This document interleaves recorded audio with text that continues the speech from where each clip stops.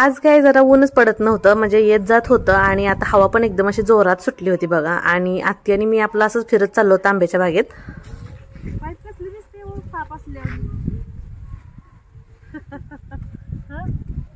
आधी लोक विचारतात शेतात राहता साप बीप नसतात का म्हणून, शेजा पाजारी नाहीत का, बिबट्या येत नाही का, म्हणलं असं सगळं सांगा व्हिडिओ मध्ये, म्हणून आत्तीला घेऊन आले सोबत.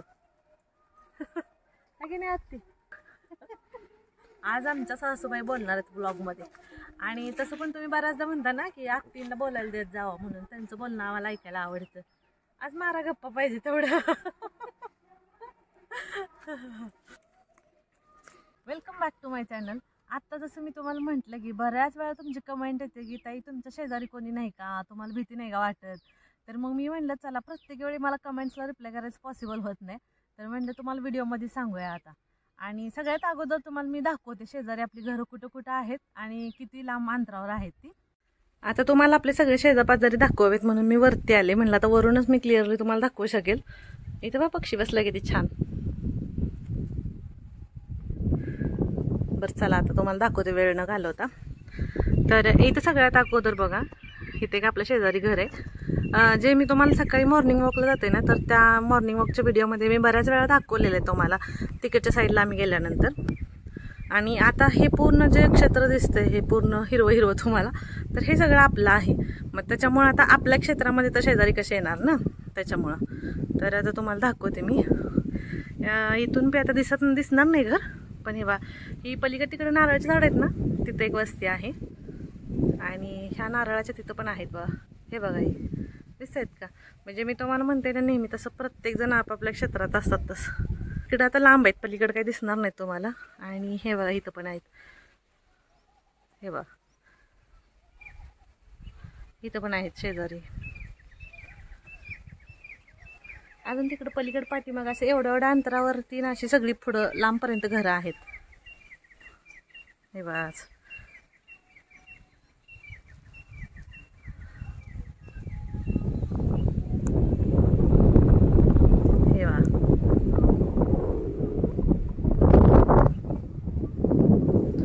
या इथं पण आहे, दिसते का तुम्हाला.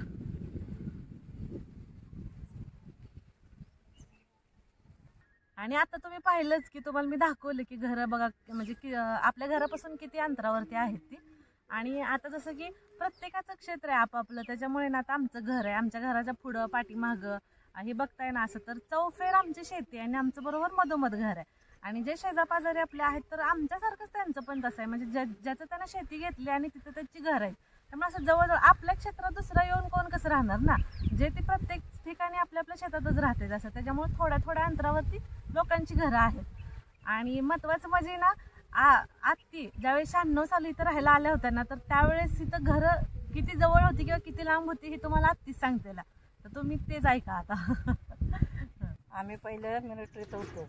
मिलिटरीत सर्व्हिस संपल्यावर आम्ही गावी आलो तर आमच्या म्हणजे शेतात राहत होतो.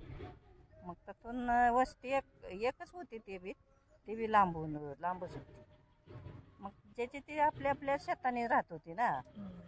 काय पहिली गावात होती राहायला. मग ते आता सगळे कोण आता गावात न रानात आपल्या शेताने जायचे राहायला. सगळी पहिला गावात राहत होते. मेन मूळचं म्हणजे आमचं जे गाव आहे ना तपकीर शेटपळ तिथं. आणि मग असं शेतात येऊन जाऊन करत होते. पण हळूहळू वरचूर जास्त ना आपापल्या शेतातच स्थायिक झाले मग परत नंतर. आणि पहिली घर किती लांब होती ना ती तुम्हाला आत्ती सांगते. घर खूपच लांब होती, किलोमीटरवर 2 किलोमीटरवर अशी लांब होती. मग त्या टायमाला असं चोरांचा कालवा हे झाला. मग जी लांब आहे ती एकाच्याच घरी जाऊन सगळी थांबायची रात्रीच. मग त्या टायमाला आम्ही काय घर आम्ही सोडलं नाही. आम्ही आमच्या छतवर वरती राहायचो.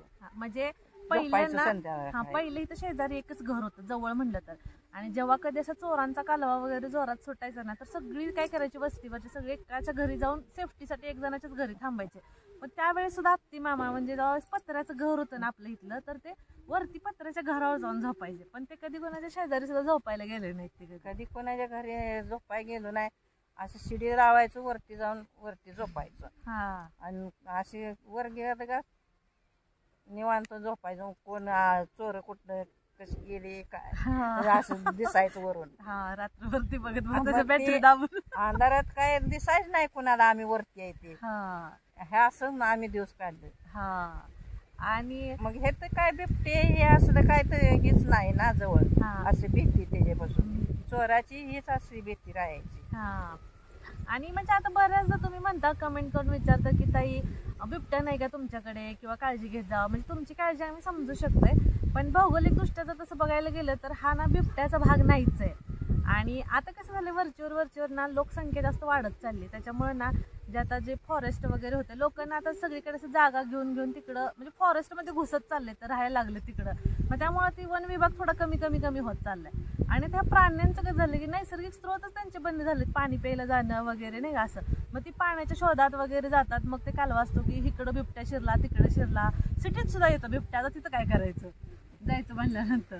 आणि तसं तर अजूनपर्यंत तर आमच्या इकडं कधीच ऐकायला नाही भेटलं की कुठं बिबट्या आलाय किंवा काय असं. आता तुम्ही बघता इकडचा सगळा जो आमचा पूर्ण भाग आहे ना शेतीचा भाग आहे, म्हणजे बागायत वगैरे असं सगळं. त्याच्यामुळे असं कधी म्हणजे बिबट्याची कधी काही भीती नाही. आणि राहिला प्रश्न चोरांचा वगैरे, तर चोर म्हणले की शेवटी कसं ज्याचं त्याचं मन असतं, चोरी ही होती म्हणजे येतात जातात असं. आणि बऱ्याचदा तुम्ही म्हणता की ताई तुमची सिक्युरिटी कशी ठेवता तुम्ही, म्हणजे नाही का असं भीती वाटत नाही का तुम्हाला इथे. तर सिक्युरिटीसाठी म्हणाल तर आता तुमच्या भरपूर कमेंट्स येतात म्हणून सांगते. आम्ही ऑलरेडी CCTV बसवलेले आणि आमचे CCTV म्हणजे आम्ही हाईड कॅमेरे बसवलेत. आता ते तर मी तुम्हाला नाही दाखवू शकत व्हिडिओमध्ये, मग ते हाईड ठेवण्यात काय अर्थ आहे ना असं. मग त्याच्यामुळे त्याचा कधी उल्लेख झालाच नाही. मग असं विचार करायला गेलं तर आमची पूर्ण सगळीकडनं आमची सिक्युरिटी आहे व्यवस्थित अशी. आत्ती कशा बघती तुम्ही बोलते म्हणजे. आणि दुसरं महत्वाचं म्हणजे मला सांगायचं होतं की परवा एका ताईची कमेंट आलती की मला असं वाटायचं की आपण सिटीत राहतो ना, तर आपण गावाकडे जाऊन राहायला पाहिजे, गावाकडचं जीवन छान आहे. आणि तुमचे व्हिडिओ बघितल्यानंतर तर मला भीती वाटायला लागली, म्हणजे की सगळीकडे बघेल तिकडून नुसती झाडं दिसत आहेत. आणि मग कसं राहायचं, चोरांची भीती असते, बिबट्याची असते, साप सर्प सगळ्याचे म्हणजे रानातनं फिरत असतात वगैरे असं तसं नाही का. त्याच्यापेक्षा आपण सिटीतच ठीक आहे, म्हणजे सिटीत सेफ आहे असं त्यांचं म्हणणं झालं होतं. मी तुम्हाला खरंच असं वाटतंय का सिटीत राहून तुम्ही सेफ आहे आणि गावाकडे राहून आम्ही सेफ नाही वगैरे असं. तसं जर खरंच बघायला गेलं तर ना माणूस कुठंच सेफ नाही, ना गावाकडं ना सिटीत. म्हणजे जर एका म्हणजे ते म्हणतो ना आपण की मरण माणसाचं कधी कुठं गेलं नाही. माणसाला एखाद्याला घरात बसल्या सुद्धा येतं. एखाद्याला काय बाहेर तुम्ही गेला, आता तुम्ही हायवेने चाललाय आणि व्यवस्थित तुम्ही तुमचा रूट पकडून व्यवस्थित चालला, त्या क्षणी पुढचा येणारा कसा येतो माहीत असते का. मग तिथंच तो कधी म्हणजे म्हणतो की हा अरे हा ही आदत मदत कधी नव्हता, त्याच्या बाबतीत असं वाईट घडलं. शेवटी काय ज्याच्या त्याच्या प्रारब्धात जी लिहिलंय ना ती गोष्ट घडतच असते. मग तुम्ही किती जरी सेफ्टी ऍक्च्युअली म्हणजे बघायला गेलं तर सोन्याचं घर बांधून जरी राहिलं तर सेफ्टी ठेवून तरी पण मरण ही येणारच आहे. त्याच्यामुळे सांगायचा मुद्दा एवढाच आहे की तुम्ही सिटीत राहा, गावाकडे राहा, कशाने प्रवास करा, कुठं पण ही करा, पण सेफ कुठंच नाही आपण. आणि तुम्हाला मग खरंच असं वाटतंय का आपण सेफ आहे असं. म्हणजे आता तसं तर बघायला गेलं तर आता मध्ये दिल्लीत पण बॉम्बस्फोट झाला, तिथं तर काय माहित होतं लोकांना की तिथं बॉम्बस्फोट होणार आहे. सिटीच आहे ना ती, असं नाही. उलट आपण गावाकडे राहतो, ही तुम्ही म्हणता साप सर्प असतात हे सगळं बरोबर आहे, पण इथं तुम्ही बघताय आपल्यात गवत सुद्धा नसतं शेतात. मग अशी कधी भीतीच नसते की साप सर्प असतील फिरत असतील किंवा म्हणजे नाही का असं. आणि तुम्ही ती म्हण ऐकली असेल की म्हणजे नाही काय आय थिंक गोष्ट असेल ती की एक राजा होता आणि त्याला ना म्हणजे सांगितलं होतं की त्याला सापापासून त्याला धोका होता, म्हणजे कदाचित त्याचं मरण लिहिलं असेल म्हणून त्यानं त्याच्या सेफ्टीसाठी ना पूर्ण असा काचेचा बंगला बांधला होता. आणि तो त्याच्यात आतमध्ये राहत होता का तर कुठून काचतनं साप कसा आत येणार ना म्हणून. पण पूजेसाठी जो तो माळी त्यांच्यात फुलं घेऊन यायचा ना, तर त्या फुलांच्या टोकरीतनं तो साप त्यांच्या घरात आला आणि शेवटी तो राजाला चावला.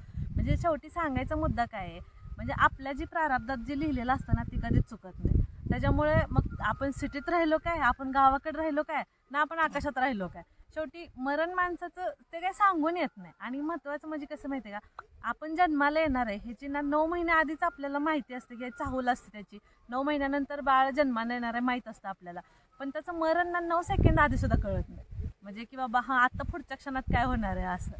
मग त्याच्यामुळे असं कुठल्या गोष्टी आपण म्हणून बोलून ठरवून म्हणजे कुठल्याच घडत नसते. तुम्ही बोला असते त्याच्यावर मला म्हणतील बाई सासूला बोलू दिलं नाही. आणि आता येणाऱ्या काळात तर म्हणजे ना इतकी गर्दी वाढत जाईल ना की म्हणजे परत आपल्याला म्हणजे तुम्ही म्हणजे आता ज्या ताईंनी कमेंट केलं ना त्या सुद्धा स्वतःच म्हणतील की बाबा सिटीतली लाईफ खरंच नको, म्हणजे इतकी गर्दी, ते प्रदूषण म्हणजे का असं. आणि मग असं वाटतं विचार केल्यानंतर की गावाकडेच चांगलं आहे. आणि आम्हाला खरं सांगू का आता म्हणजे पर्सनली माझं तरी लग्नाच्या अगोदर आम्ही वाडी वस्तीत राहिलेलो, म्हणजे आपली सगळ्यांची आपली भाऊभाऊकी अशी घरा शेजारी सगळ्यांची घरं असायची. मग लग्न होऊन इथं आल्यानंतर असं वाटत होतं की एकच घर आहे, आजूबाजूला लई लांब लांब घर आहे, ती कसं करमायचं. पण काय नाही, अशी सवय होऊन गेली ना, म्हणजे असं वाटत होतं आत्ती मामा ज्या टायमाला राहत होते ना, मग त्यांनी तर एवढ्या ह्याच्यातनं पूर्ण एक कल्टी त्यांनी दिवस काढले, त्याच्यापेक्षा तर आता चांगलंच आहे आता. मग त्यामुळे असं काय म्हणजे असं वाटत नाही आम्हाला की नाही शेजारी किंवा काय असं नाही, किंवा लांब लांब आहेत असं कधी काय वाटत नाही. आणि तसं बघायला गेलं तर म्हणलं ना एकदम असं रिलॅक्स लाईफ जगतोय आम्ही गावाकडे राहून. म्हणजे असं ना गर्दी ना टेन्शन ना कशाचं काही नाही, आपलं करायचं खायचं प्यायचं निवांत, नाही कशाचा संबंध आहे ना काय नाही काय नाही. आणि तुम्ही बघताय बऱ्यापैकी अशी लोक आहेत की मला कमेंट करतात की ताई जसं लाईफ आम्ही जगायचं आम्ही स्वप्न केलं विचार केला की जॉब केल्यानंतर एवढा पैसा कमवू मग गावाकडे जाऊन आपण असं जगू तसं जगू, ॲक्च्युअलमध्ये तशी लाईफ तुम्ही जगताय असं म्हणतात. आणि तशा कमेंट बघितलं ना खरंच खूप भारी वाटतं आम्हाला. म्हणजे असं की असं वाटतं की हा ठीक आहे जे पण आहे, म्हणजे लोकांना त्या गोष्टीतनं आनंद मिळतोय गावाकडचं वातावरण बघितल्यानंतर, आमचे लाईफस्टाईल बघितल्यानंतर. मग ते आमच्यामध्ये त्यांना बघतात आणि त्यांनी तेवढ्या प्रेमाने कमेंट केलेली असते की ती बघून आम्हाला आनंद वाटतो परत नंतर, म्हणजे अजून उत्साह येतो काम करायला. मग असं वाटतं हा ठीक आहे, म्हणजे काही लोक असे आहेत की आमच्यामध्ये त्यांना बघून ती त्यांची पुढची लाईफ जगतायत एन्जॉय करतायत असं. आणि ही आमच्यासाठी खूप मोठी गोष्ट आहे. आता तुम्हाला काय बोलायचं?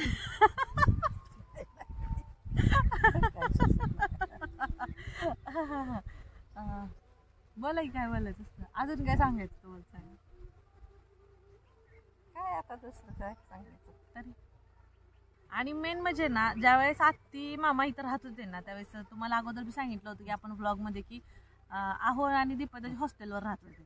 आणि त्याच्यामुळे आत्ती आणि मामाच इथं असायचे आणि मामा कधी बाहेर गेलं तर आत्ती एकट्याच असायच्या. त्यांनी त्यावेळेस कसे दिवस काढले असतील व म्हणजे तुम्ही म्हणता शेजारी. आता ठीक आहे आपण आता जास्त माणसामध्ये आपण राहिलेलो असतो तर त्यावेळेस आपल्याला खरंच वाटतं की खूपच एकलटी राहते, म्हणजे फॅमिली एकलटी राहते किंवा काय नाही असं करमत नाही आपल्याला. पण खरं बघायला गेलं तर ना असं वाटतं इथं ना भरपूर सुख समाधानात राहतोय आम्ही, म्हणजे असं गरज नाही भासत कुठल्या गोष्टीची आम्हाला. हे प्रश्न करत होता त्याचे उत्तर तुम्हाला मिळते. हां कसा वाटला व्हिडिओ? कसा वाटला व्हिडिओ?